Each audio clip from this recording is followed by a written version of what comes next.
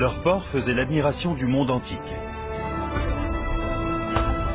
Ils étaient renommés pour la fabrication d'une teinture extraordinaire.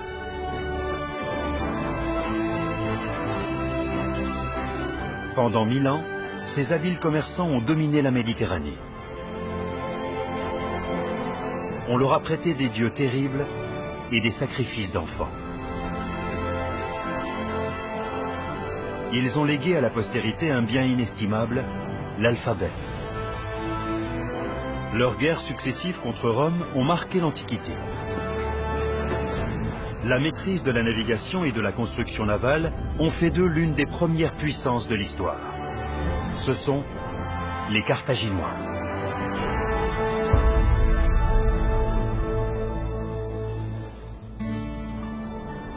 Les Carthaginois sont originaires du Liban actuel. Ils sont issus d'une civilisation qui émerge au IIIe millénaire avant notre ère. Leurs ancêtres peuplent une étroite bande côtière, entre mer et montagne. Des vallées couvertes d'épaisses forêts de cèdres, de pins et de chênes. Ici, les hivers sont pluvieux, les étés secs et brûlants. Leur habitat se concentre sur les rives de la Méditerranée.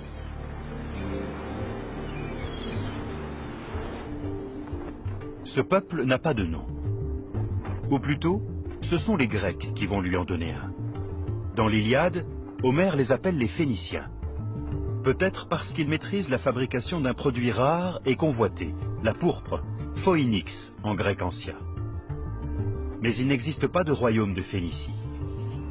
La côte phénicienne est émaillée de cités indépendantes. Byblos, Sidon, Berytos, Tyr. Elles partagent une langue et des divinités communes. Ce sont toutes de petites puissances commerciales. Longtemps, les Phéniciens vont vivre sous la coupe de leurs puissants voisins, les Égyptiens, les Mésopotamiens ou encore les Assyriens, qui exigent d'eux un lourd tribut. Entre 1200 et 700 avant notre ère, le Proche-Orient est en plein chaos. C'est une période sanglante qui marque l'avènement de l'Empire assyrien. Les Assyriens, c'est le cauchemar absolu des peuples de l'époque. C'est une nation impérialiste et violente. Leur objectif est d'extorquer autant de choses que possible aux villes du Proche-Orient et de rapporter le butin dans leur capitale qui se trouve dans le nord actuel de l'Irak. Ils prennent des esclaves, toutes sortes d'objets en argent, en or et en métaux précieux. Et pour être sûrs de ne pas voir leur cité brûlée et rasée, les Phéniciens font en sorte de fournir toujours assez d'argent et de cuivre aux souverains assyriens successifs. Les Assyriens ne sont pas seuls sur les rangs. Les Égyptiens traitent également les Phéniciens en vassaux. Le roi Zacherbal de Byblos doit ainsi s'acquitter d'un lourd tribut au pharaon.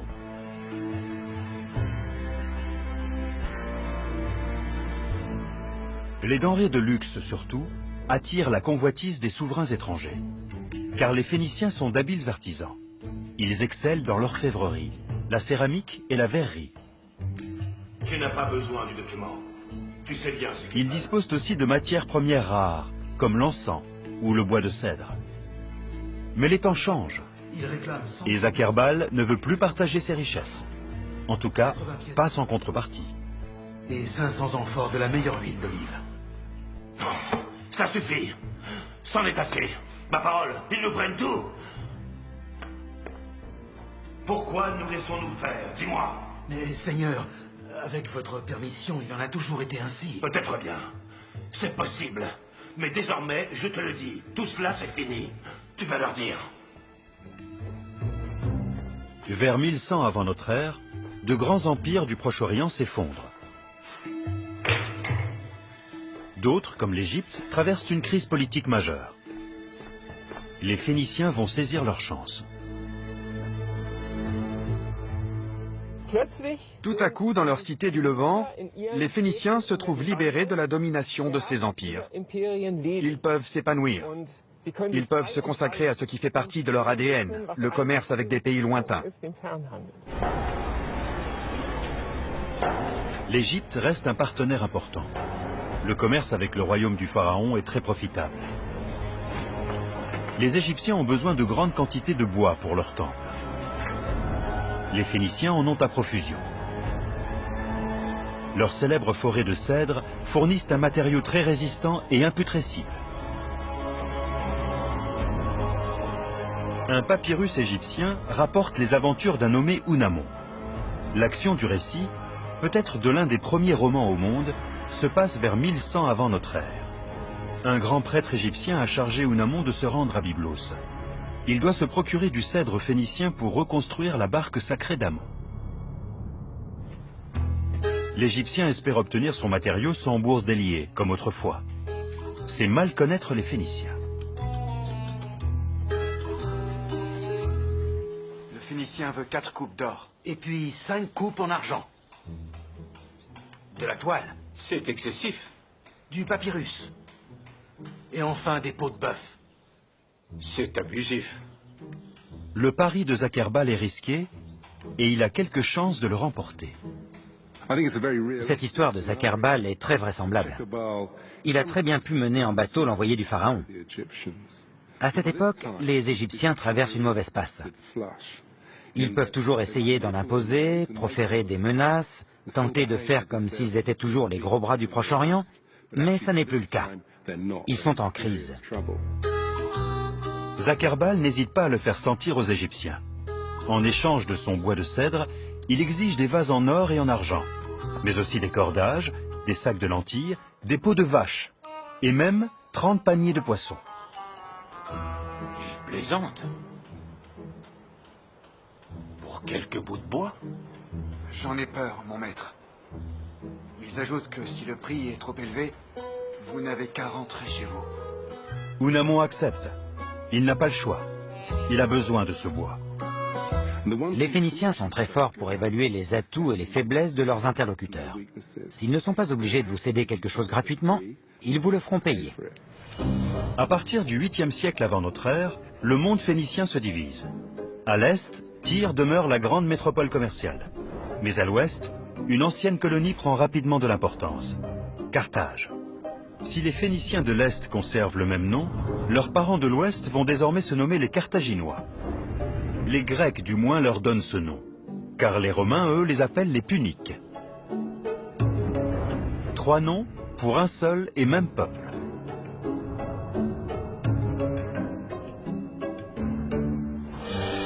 La petite colonie de Carthage devient vite un port florissant. Elle bénéficie d'un emplacement idéal. Le golfe de Tunis est à la croisée des bassins oriental et occidental de la Méditerranée. C'est un véritable carrefour maritime.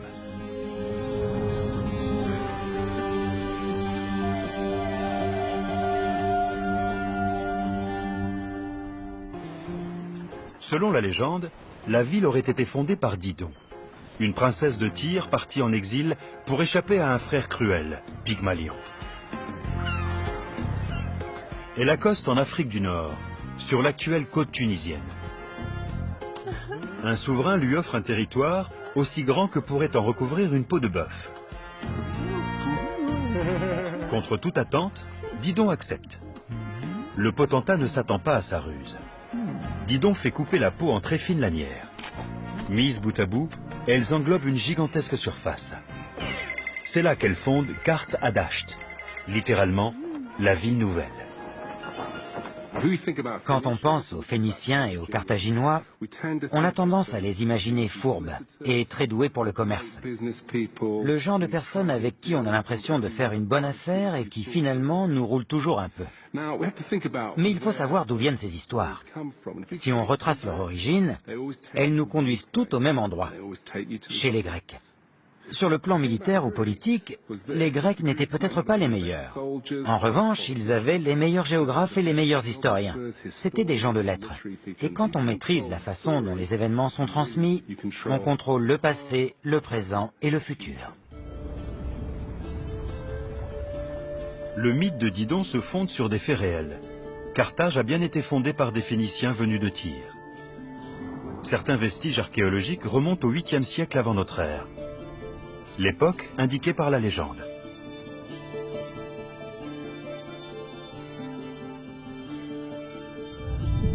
Mais la fondation d'une colonie à cet emplacement hautement stratégique ne doit rien au hasard.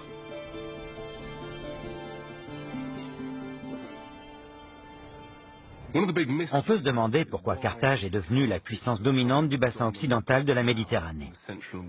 Pourquoi elle, plutôt qu'une autre cité-État phénicienne, comme Cadix, qu'on appelait Gadès à l'époque?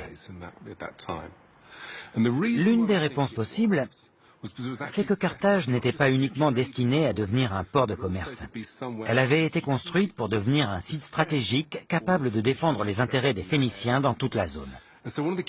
En tout état de cause, les cimetières nous apprennent qu'au 7e siècle avant notre ère, lorsque la ville avait une centaine d'années, elle devait compter environ 30 000 habitants. Aujourd'hui, ça ne nous semble pas très impressionnant, mais pour l'Antiquité, c'était beaucoup. Le plan de Carthage a été conçu avec soin.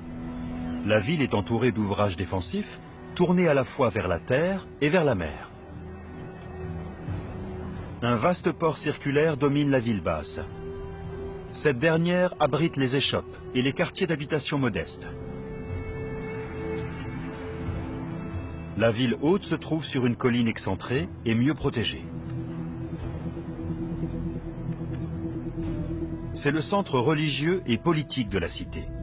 On y trouve les sanctuaires, mais aussi les somptueuses demeures des armateurs et riches commerçants, l'élite de Carthage. En Grèce, l'aristocratie était formée de propriétaires terriens. C'était la même chose à Rome. À Carthage, le pouvoir appartenait aux grands commerçants enrichis. Ce sont eux qui composaient la classe dominante et qui tenaient les rênes de la vie politique. Ils définissaient le cap que Carthage devait suivre. Deux gouverneurs, les suffètes, administrent les affaires de la cité. Ils sont élus pour un an et le Sénat se réunit sous leurs auspices. Au gré des périodes, ils auront plus ou moins de pouvoir sur les décisions politiques. La meilleure manière d'augmenter nos importations. Nous devons nous procurer... Les requêtes sont d'abord présentées à l'Assemblée.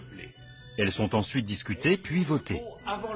Il s'agit souvent d'accords commerciaux à conclure ou de propositions pour renforcer la flotte ou établir de nouveaux comptoirs. Pour la Sicile. Là-bas, vous allez conclure de bonnes affaires.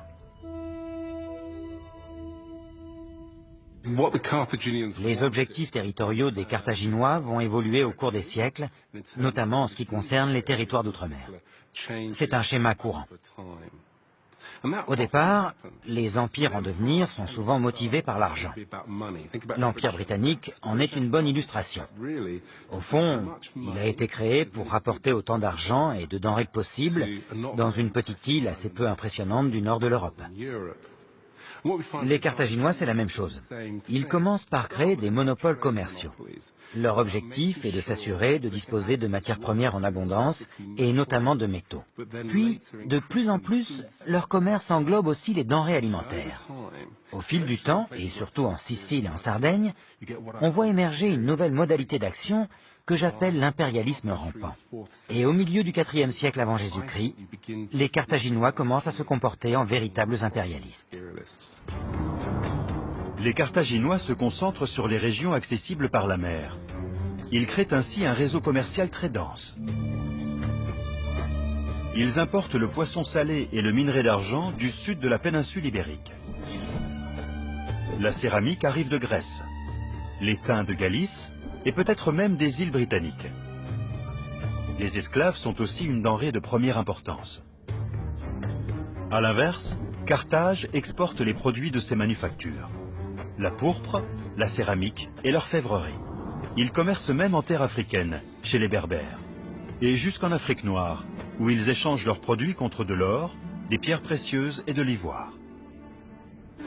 Les Carthaginois et les Phéniciens sont réputés pour la finesse de leur artisanat. Ils auraient inventé la technique du soufflage du verre. Ils excellent dans l'art du métal. L'Ancien Testament lui-même vante l'habileté de leur travail. On a retrouvé des coupes phéniciennes en métal sur tout le pourtour de la Méditerranée et jusqu'en Irak. Ils sont aussi d'excellents tailleurs d'ivoire, réputés dans tout le monde antique. Pour les Phéniciens et les Carthaginois, le commerce est absolument essentiel.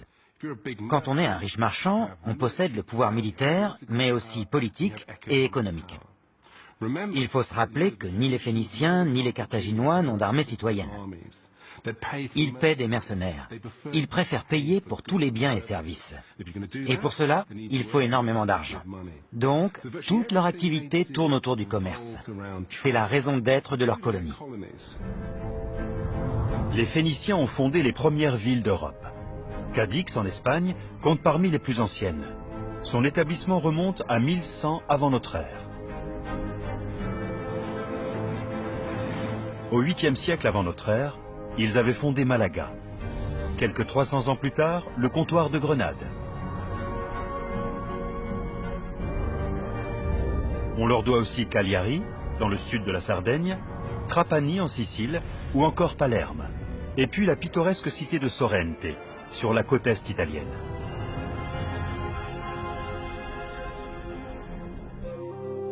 Chaque cité a ses divinités tutélaires. On leur dédie d'innombrables temples et une enceinte sacrée, le Tophet.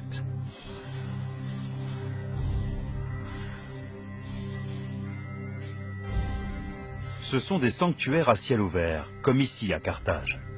Les stèles qui les entourent ont permis de reconstituer le panthéon punique. On ne connaît pas l'origine de tous leurs dieux. Certains d'entre eux viennent du Proche-Orient. Cette région est un creuset extraordinaire, le point de rencontre de toutes sortes de peuples et de traditions. Elle se caractérise en partie par sa nature violente. Mais cette diversité a aussi favorisé la naissance d'une grande civilisation qui a su mêler toutes sortes d'influences. Et en même temps, on sait que les Phéniciens ont aussi inventé des dieux. Le panthéon est vaste et varié. Mais on retrouve souvent une même triade dans les différentes cités phéniciennes et carthaginoises. El, Astarté et Baal. El, le dieu créateur, occupe le trône divin. Astarté est la déesse de la chasse et de la guerre, de l'amour et de la fécondité. Baal est le maître des éléments, le protecteur des marins, des cultures ou encore le dieu guérisseur. Ce panthéon est enrichi d'emprunts à d'autres peuples. On retrouve ainsi Isis et Osiris, les dieux égyptiens, ou Déméter, la déesse grecque. C'est une religion ouverte et multiculturelle. La religion joue un rôle central dans la société carthaginoise. On le sait parce que les lieux les plus célèbres et les plus importants de leur ville, ce sont les temples et les sanctuaires. C'est vrai à Carthage, mais aussi dans les autres cités, dans les colonies du centre et de l'ouest de la Méditerranée. Le cœur de ces villes, ce sont les sites religieux. Quant au culte phénicien, on ne les connaît que par les récits d'autres peuples. On dit que sur leur Tophet, ils offrent des sacrifices à leurs dieux.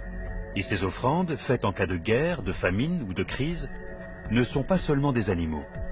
Les Carthaginois immoleraient aussi des enfants. Des auteurs grecs, comme l'historien Diodore de Sicile, rapportent que les riches familles brûlent leurs fils nouveau-nés pour l'offrir à Baal. En donnant ce qu'ils ont de plus précieux, ils espèrent le salut de leur peuple. Mais on ne dispose d'aucun texte phénicien à ce sujet. Et la question fait toujours débat. S'agit-il de la vérité ou d'un acte de propagande grecque ?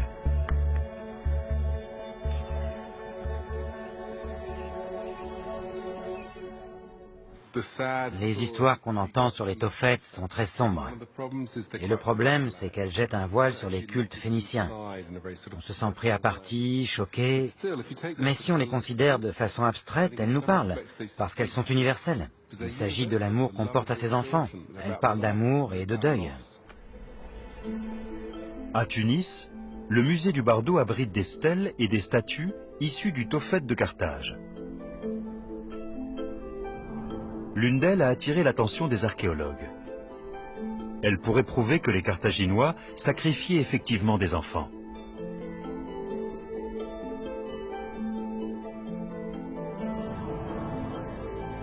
La stèle représente une scène qui semble indiquer un sacrifice rituel.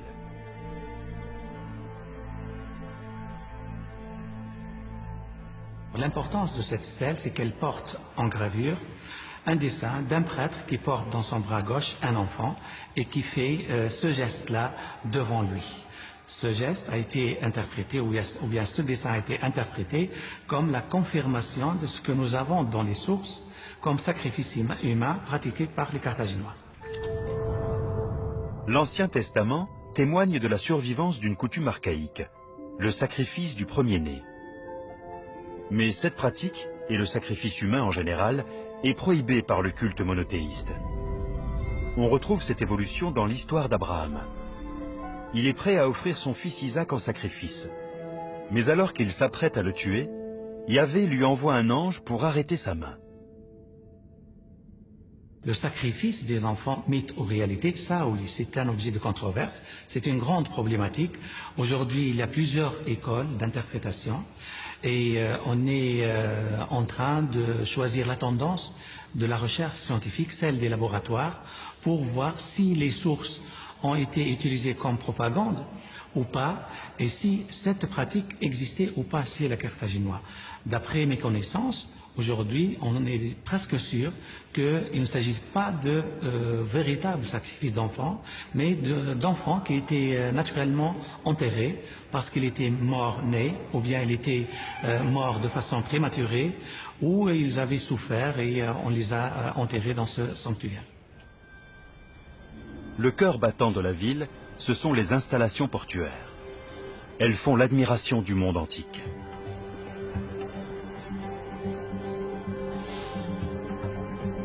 Le chenal du port mène au gigantesque bassin des navires de commerce. Il communique avec une seconde zone, interdite et bien protégée, le port de guerre. Là, des loges sont disposées en cercle pour accueillir les bâtiments militaires. Avec les cales de Radoub, ce port pouvait abriter 200 navires. Au cœur de cette lagune, un îlot circulaire veille sur les installations. C'est là que se trouve l'amirauté de Carthage. Aujourd'hui, on distingue encore parfaitement le port circulaire et l'île de l'amirauté.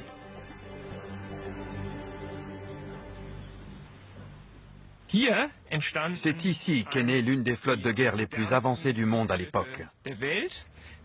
Ici, on construisait les navires, on les entretenait, on les réparait. Et toute l'installation était bien sûr top secret. Carthage était une ville cosmopolite qui fourmillait d'étrangers et donc d'espions potentiels.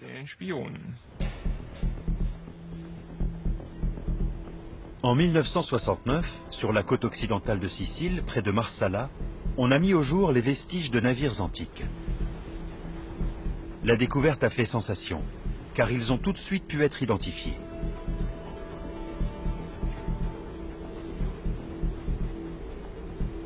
Les planches retrouvées portaient des inscriptions en alphabet phénicien. Elles appartenaient à 2 navires de guerre carthaginois datés du IIIe siècle avant notre ère.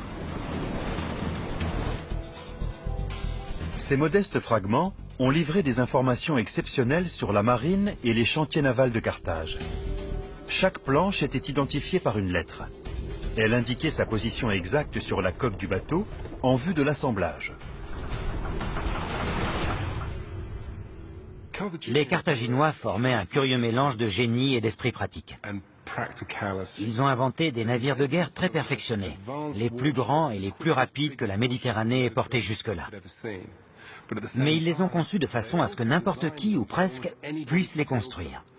Chaque planche, chaque pièce était numérotée afin qu'on puisse les assembler rapidement.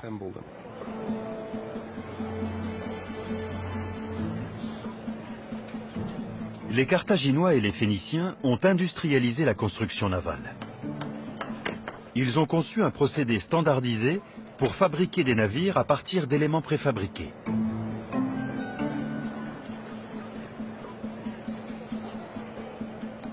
Ce procédé exige sans doute une logistique très efficace. Toutes les étapes de la production doivent s'enchaîner sans accroc.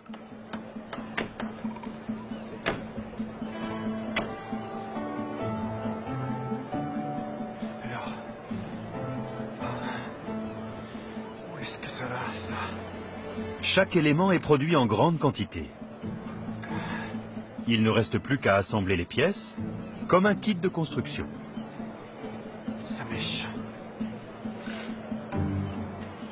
pas vrai. Hé, où tu te crois? Si tu continues comme ça, je te renvoie chez toi. Tu as compris? Hein? Oui. C'est compris? Oui, compris.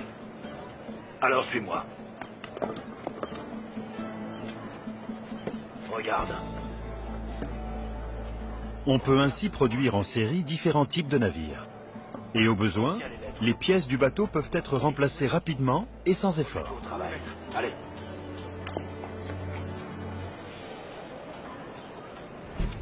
Les navires de guerre carthaginois ont un faible tirant d'eau. Ils doivent être légers et maniables. Lors du combat, on abat le mât. Le bâtiment est alors propulsé à la rame. Pour augmenter la vitesse, on multiplie les bancs de nage. Le premier banc est dans le fond du bateau. D'autres rangs sont étagés derrière, en hauteur. Le modèle le plus répandu est la trière, avec 3 rangs de rameurs. Les plus grands navires, les quinquérèmes, ont 5 rameurs par section verticale. Ils exigent une discipline et une coordination sans faille. 2 yeux peints de part et d'autre de la proue permettent au navire de voir, car on considère les vaisseaux comme des êtres vivants. Enfin, tout navire militaire est équipé d'un éperon de bronze pour éventrer les bâtiments ennemis. On connaît un grand nombre de batailles navales phéniciennes grâce aux chroniques antiques. Elles les ont d'abord opposées aux Grecs, leurs grands rivaux dès la fin du VIe siècle avant notre ère, et plus tard aux Romains. En 2001, non loin des épaves de Marsala, on a retrouvé les vestiges d'un combat. C'est le seul site sous-marin de ce type jamais découvert.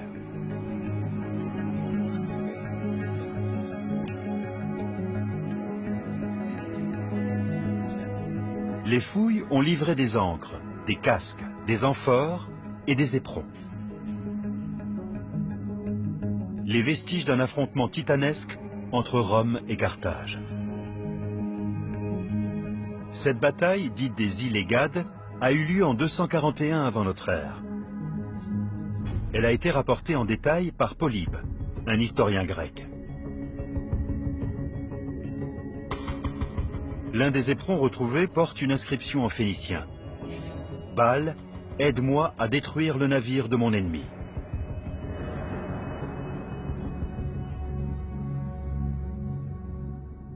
Manifestement, la prière n'a pas été entendue. Car ici, pour la première fois, Rome a écrasé Carthage sur son terrain de prédilection. Les Romains avaient un problème. C'était de purs terriens, pas des marins. Ils n'avaient absolument aucune connaissance en matière de bataille navale. C'étaient de formidables soldats, leur infanterie était redoutable, mais sur mer, ils étaient lamentables. Et lors de la première guerre punique, ils se sont trouvés confrontés à une puissance maritime de premier ordre avec la flotte la plus perfectionnée de la Méditerranée. Alors comment ont-ils réussi à la vaincre? C'est simple. Ils ont mis la main sur un navire carthaginois et ils ont copié leur savoir-faire. Les Phéniciens et les Carthaginois ont révolutionné la navigation. Leurs navires munis de voiles carrées ont servi de modèle aux Grecs, puis aux Romains. Ils ont aussi conçu l'assemblage des planches par Tenon et Mortaise. Aujourd'hui, la technologie et les matières ont évolué. L'acier et les matériaux composites ont détrôné le bois. Mais nous avons hérité de la science navale des Phéniciens.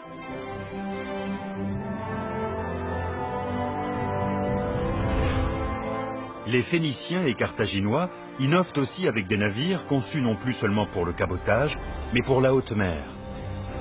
Ce sont les premiers peuples de marins de l'histoire. Le Carthaginois a découvert le monde en voyageant. C'est cette notion de voyage qui est innée chez le Carthaginois qui a fait sa différence par rapport aux autres. Alors que les Carthaginois, quand ils voyageaient, ils avaient 2 choses, ou ils avaient 3 choses à la limite. Ils avaient leur divinité, qu'ils font découvrir aux autres, ils portent les divinités des autres avec eux, ils portent leurs marchandises et ils portent leur langue, leur culture. Les navires de commerce sont très différents des galères militaires. Ils ont un tirant d'eau plus important, avec une poupe et une proue très relevées. Ce sont des bateaux à voile, avec parfois un rang de rameurs. Leur grande capacité de charge permet d'emporter des biens et des réserves pour de longs voyages. Ces navires ventrus sont appelés gaoloi par les Grecs, un mot qui évoque la rondeur des coques.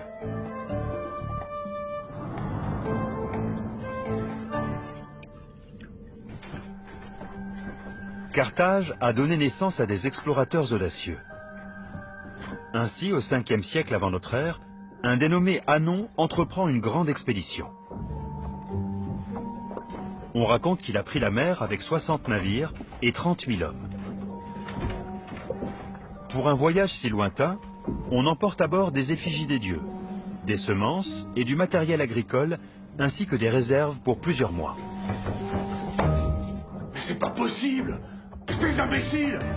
Tu vas me nettoyer tout ça, et fais un peu attention à ce que tu fais, d'accord? Tu n'as qu'à nettoyer toi-même! Les cales sont remplies de denrées et d'objets d'échange, car à chaque escale, les Carthaginois pratiquent le troc. Leurs navires sont de véritables bazars flottants. Et il faut aussi de la place pour l'équipage.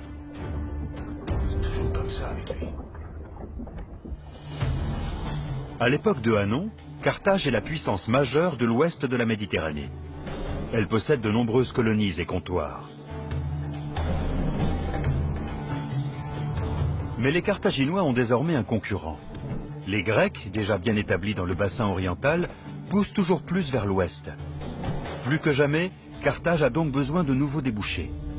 Elle est prête à les chercher au-delà des colonnes d'Hercule. Le projet de Hanon est aussi ambitieux que périlleux. Il veut aller au-delà du monde connu, plus loin que quiconque avant lui.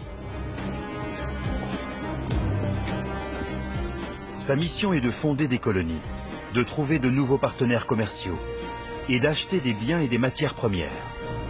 Il va quitter les eaux familières de la Méditerranée et s'aventurer dans l'Atlantique. Les sources antiques nous disent que Hanon aurait descendu la côte de l'Afrique occidentale à peu près jusqu'au golfe de Guinée. En cours de route, il aurait notamment fait du troc, fondé des villes et découvert des peuples exotiques. Pendant longtemps, on n'a pas cru à ce récit. Mais aujourd'hui, on sait que très probablement, un explorateur punique a navigué jusque là-bas. Est-ce qu'il s'agissait de Hanon? La question n'est pas tranchée. Mais il est certain que les Carthaginois ont descendu la côte occidentale de l'Afrique et ouvert de nouveaux débouchés commerciaux de ce côté. Le récit de ce périple aurait été gravé sur une stèle du temple de Baal, à Carthage. L'inscription n'a pas été retrouvée. Mais la bibliothèque universitaire de Heidelberg dispose d'une ancienne copie traduite en grec. Fait exceptionnel pour un texte carthaginois, il est écrit à la première personne. Hanon raconte lui-même ses aventures au-delà du détroit de Gibraltar. Son odyssée est émaillée d'épisodes terrifiants. Ils aperçoivent une contrée pleine de torrents de feu et un incendie énorme qui semble toucher aux étoiles. Ils fuient devant des peuplades sauvages, des hommes vêtus de peau qui lancent des pierres. Ils découvrent aussi des femmes au corps velu, que leurs interprètes appellent gorilles. Et ce qui les effraie surtout, ce sont les bêtes sauvages.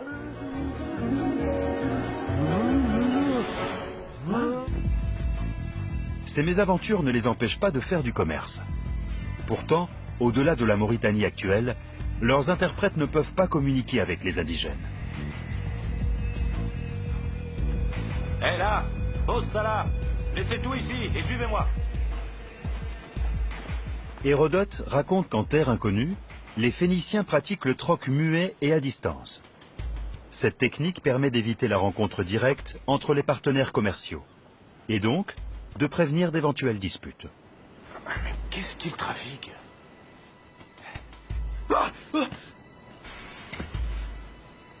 Le principe est simple. Le vendeur étale ses marchandises et s'éloigne. Les indigènes s'approchent alors. Ils disposent leur monnaie d'échange et s'éloignent à leur tour. Ils ont mordu. Ah non, t'as vu ça? Oui, c'est bien joué, tu es le meilleur.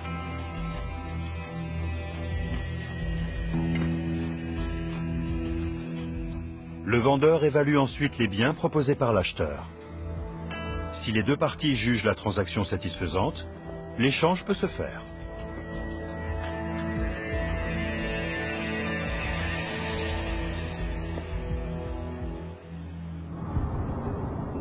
À la même époque, un autre navigateur carthaginois franchit le détroit de Gibraltar.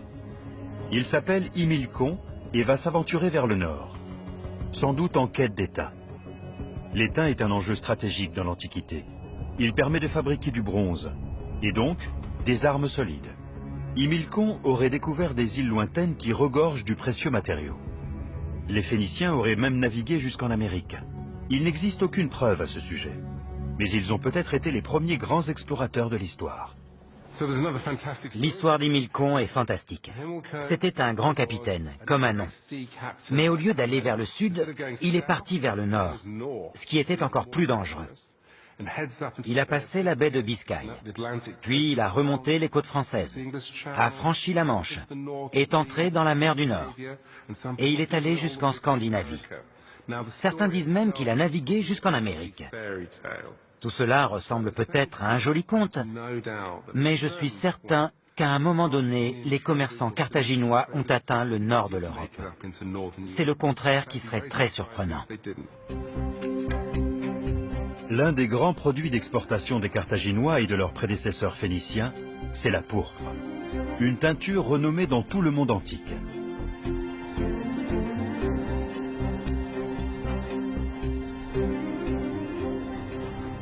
Les premières teintureries apparaissent sur les côtes de l'actuel Liban dès le 2e millénaire avant notre ère. On en retrouvera plus tard dans tout le monde antique. Ce précieux colorant végétal est obtenu à partir de gastéropodes marins, les murex. La fabrication de la pourpre répand une odeur pestilentielle. Oh, ça sent bon chez vous. Très drôle. Tu veux peut-être que je te jette dans la cuve? Essaie pour voir. Selon la légende, c'est un dieu qui aurait découvert la propriété magique de ces coquillages. Eh, vous deux, fichez le camp. Laissez mes hommes travailler.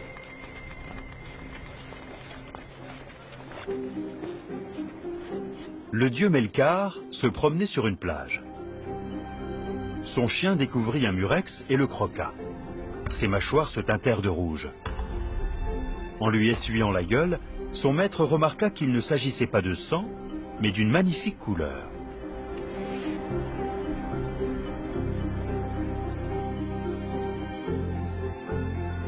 En réalité, il n'est pas si facile de tirer ce précieux pigment du coquillage. Aujourd'hui, seuls de rares spécialistes maîtrisent ce procédé.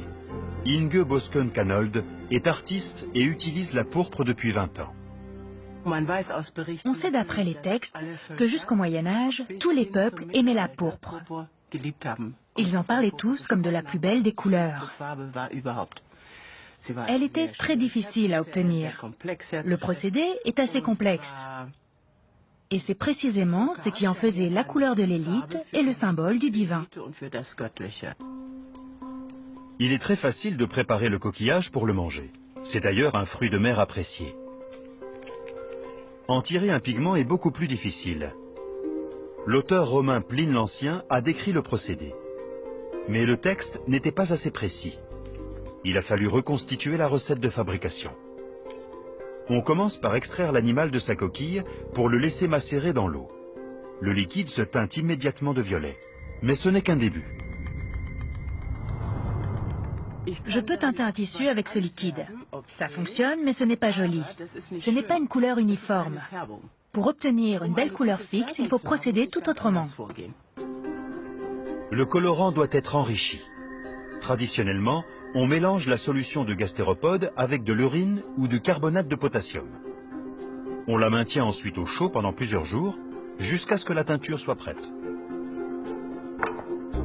Le liquide devient violacé, puis bleu-vert, puis bleu sale, et enfin jaune. Au final, on obtient un pigment qui permet de teinter les étoffes. La couleur entre au cœur de la fibre textile. Elle est insoluble et ne peut déteindre. Mais chaque gastéropode est différent et les procédés de teinture varient. On n'obtient jamais deux fois la même couleur. le spectre de la pourpre va du rouge clair au bleu profond, du mauve pastel à un violet soutenu. Et on ne peut prévoir le résultat. Autrefois, on obtenait des résultats aussi variés que ceux que nous voyons ici. Alors, on regroupait les étoffes par famille de couleurs. Et on attendait d'avoir assez d'un même ton pour le vendre. On ne se disait pas « Tiens, je vais faire telle couleur », mais je vais mettre toutes ces couleurs ensemble et quand j'en aurai assez, j'en ferai quelque chose. Les Phéniciens vont répandre une autre invention dans tout le monde antique. Les activités commerciales imposent l'usage de l'écriture. Elle est essentielle pour identifier les produits, tenir les comptes et consigner les contrats.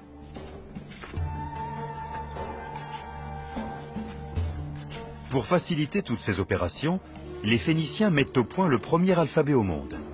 Très vite, il va évincer les systèmes d'écriture des grandes civilisations, comme la Mésopotamie et l'Égypte. Le précurseur de cet alphabet est né à Ougarit, dans l'actuelle Syrie.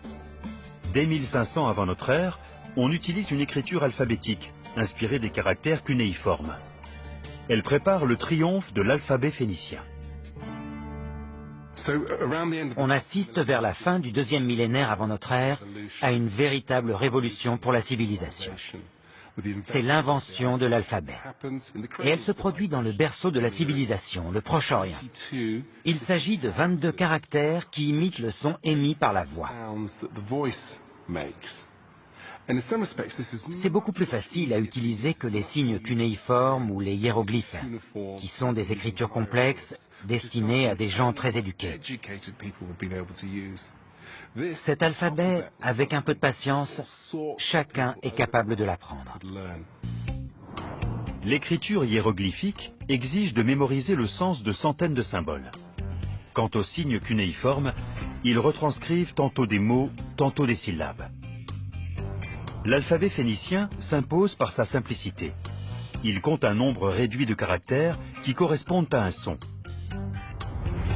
Grâce au commerce, la nouvelle écriture va essaimer partout dans la Méditerranée.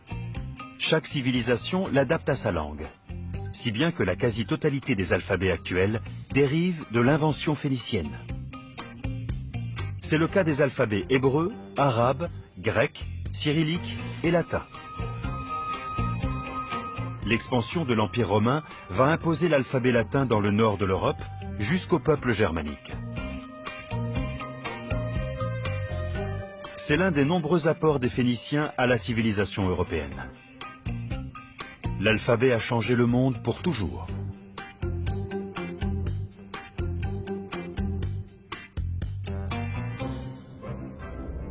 Grâce à cette nouvelle écriture, les Grecs et les Romains ont pu rédiger des traités de philosophie, d'histoire, de politique ou de mathématiques, mais aussi des textes littéraires.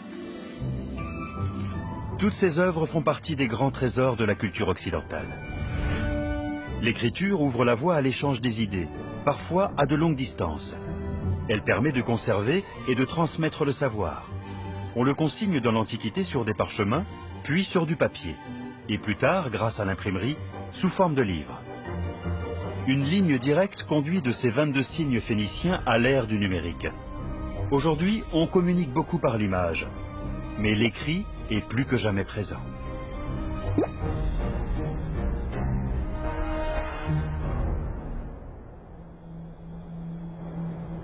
Pourtant, il reste peu de traces de ce peuple voyageur aux talents multiples.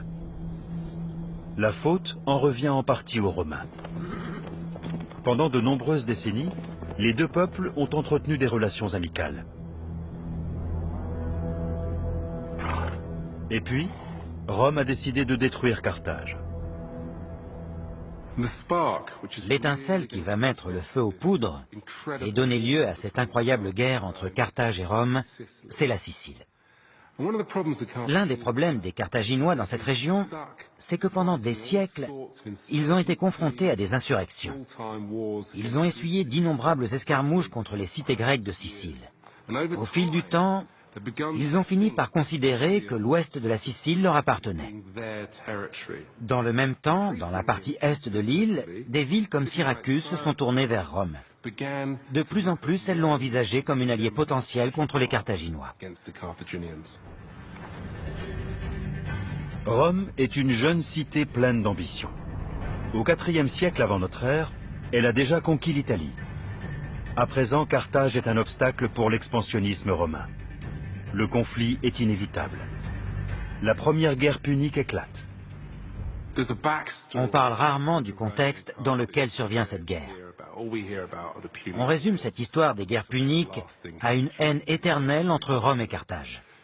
Mais en réalité, il semble qu'elles aient coexisté en paix pendant des siècles. Elles ont conclu des traités. Il y avait apparemment des Carthaginois en Italie.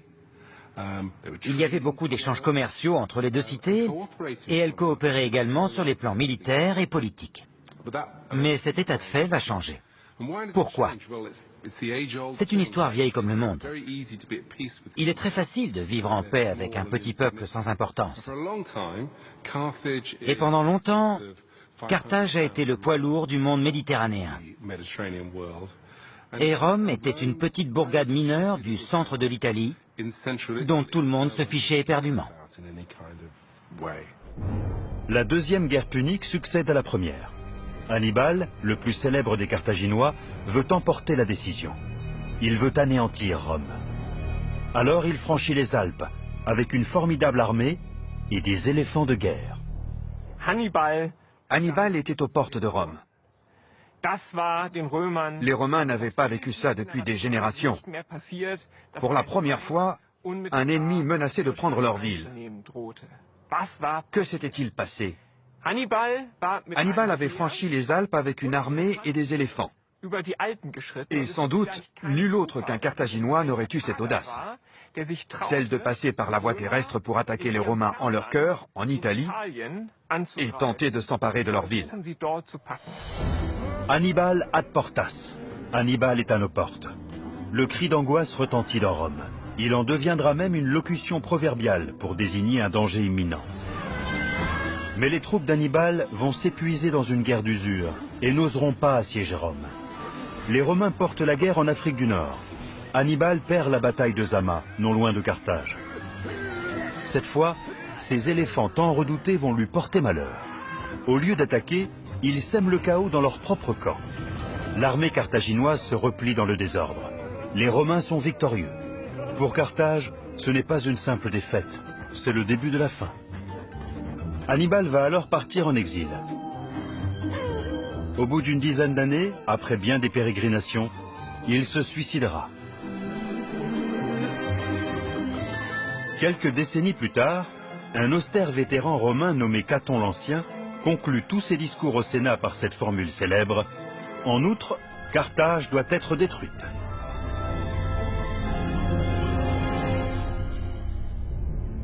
Et en effet, la cité punique a retrouvé sa prospérité. Les Romains craignent que leur plus grand ennemi ne redevienne un danger. C'est le début de la troisième et dernière guerre punique. En 146 avant Jésus-Christ, Carthage est assiégée, conquise et rasée. La prestigieuse cité punique a cessé d'exister.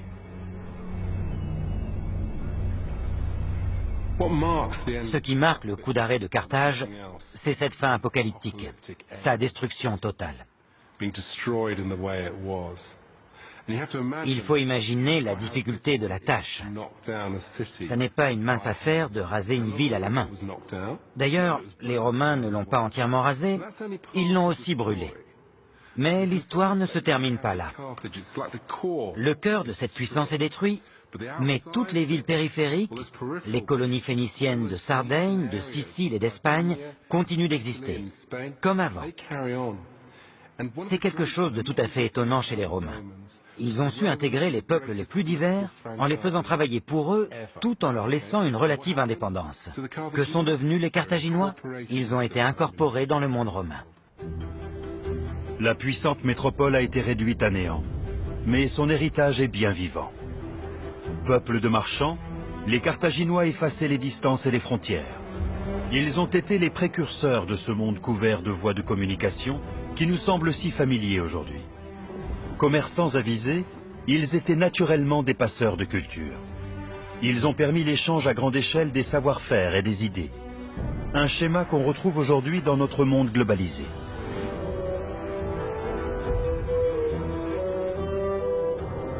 Ils ont fondé les plus anciennes villes d'Europe. Navigateurs audacieux, ils étaient dotés d'un goût prononcé pour l'exploration. Leurs périples ont inspiré des générations de découvreurs, qui ont osé s'aventurer au-delà des limites du monde connu. Mais leur grand legs à la postérité, c'est un système d'écriture qui a conquis le monde en quelques siècles. L'alphabet.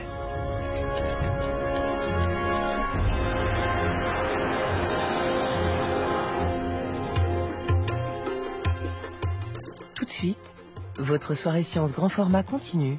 Découvrez ces anciens peuples du Nord bien plus civilisés qu'on ne le pensait, puisqu'ils ont changé le monde. Les Germains.